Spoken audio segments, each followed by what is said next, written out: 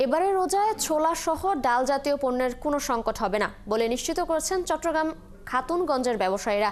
তারা জানান, দেশে ডলারের উচ্চ মূল্যের কারণে আমদানি ব্যয় বাড়লেও আন্তর্জাতিক বাজারে দর কমে যাওয়ায় বহু ব্যবসায়ী আমদানিতে উৎসাহী হচ্ছেন। সরবরাহ বাড়ায় সামনে ছোলার দাম আরও কমবে বলছেন ব্যবসায়ীরা।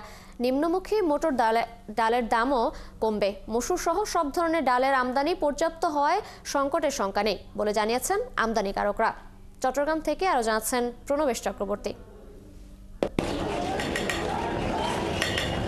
বিশ্ববাজারে ছোলার দাম টন প্রতি 750-800 ডলার থেকে গত 1.5-2 মাসে 100 থেকে 150 ডলার কমে এখন বিক্রি হচ্ছে 610 থেকে 20 ডলারে। সানবিট সব দিবে সামাল। সানবিট ম্যাজিক প্রেস ডিশওয়াশিং এর মাথা ঘোরানো সলিউশন। দাম কমে সরবরাহ বাড়ায় এর প্রভাব পড়েছে চট্টগ্রামের সবচেয়ে বড় ভোগ্যপণ্যের বাজার খাতুনগঞ্জেও।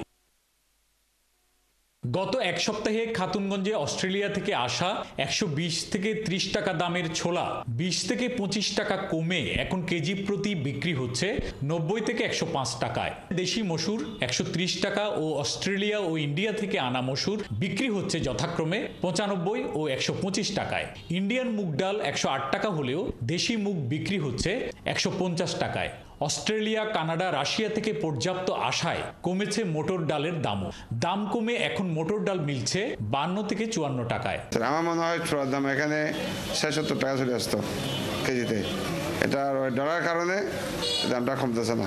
যেগুলো রাশিয়ার মোটর ডাল একটা আছে এটার দাম একটু কম, কানাডাটা একটু বেশি।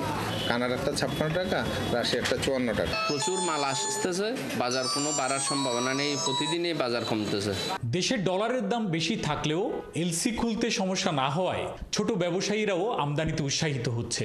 পাশাপাশি আন্তর্জাতিক বাজার মূল্য কমে যাওয়ায় ছোলার দাম আরও কমবে বলছেন আমদানিকারকরা। আমরা আশা করছি রমজান আসার আগেই আমরা আরও কমে এই পণ্যগুলি, রমজানের পণ্যগুলি বাজারজাত করতে পারবো। এখন যখন অ্যাভেলেবেল মাল সবাই করতে চাইছি, এখন আর একজন হলে যদি এক ফাটাফাটি হয়, আপনার কাছে এখন 1000 টন কিনছেন, বিক্রি করছে সে আবার 2 টাকা বাড়ে বলবে, সে 1000 কিনছে বলবো আবার 3 টাকা। একমুখী যে যখন বহুমুখী হয় জিনিসের কম্পিটিশন বাজার পড়ে যায়। চট্টগ্রাম বন্দর দিয়ে এবছর জুলাই থেকে ডিসেম্বর 6 মাসে ছোলা আমদানি হয়েছে 40,000 মেট্রিক টন, যা গত বছরের একই সময়ের তুলনায় 10,000 মেট্রিক টন বেশি। অন্যদিকে একই সময়ে মসুর ডাল আমদানি গত বছরের তুলনায় দ্বিগুণ হয়ে এবার হয়েছে 2,25,000 মেট্রিক টন। তাই বাজারে ডালের সংকট হওয়ার কোনো কারণ নেই বলছেন বন্দর সংশ্লিষ্টরা। এই 6 মাসে আমদানি হয়েছে 40,000 মেট্রিক টন, ইতিমধ্যে 10,000 মেট্রিক টন ছোলা বেশি আমদানি হয়েছে।